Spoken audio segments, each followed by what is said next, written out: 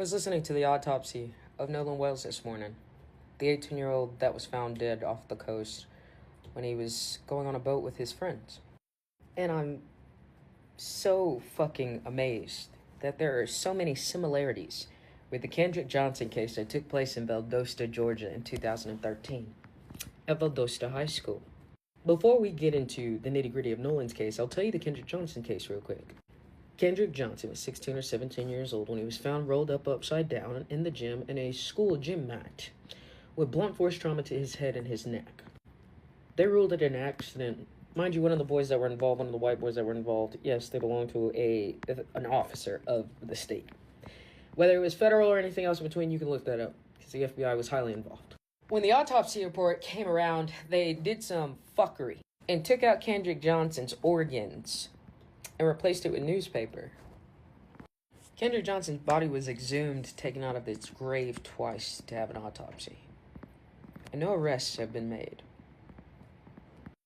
The entire country's eyes were on this case, and they were able to push it under the rug.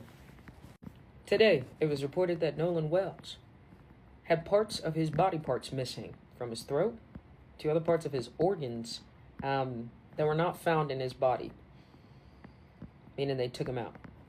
It was reported that Nolan Wells had blunt force trauma and red padding, which usually insinuates blood, on the back of his head.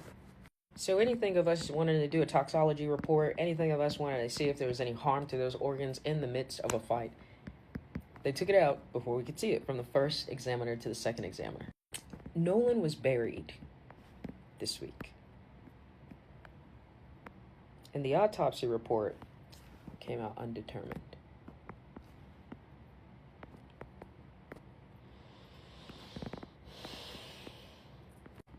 Are you going to do the same thing that we did in 2013? I was a child. I'm not anymore. How many more cases do we need to wait for in order for something to happen?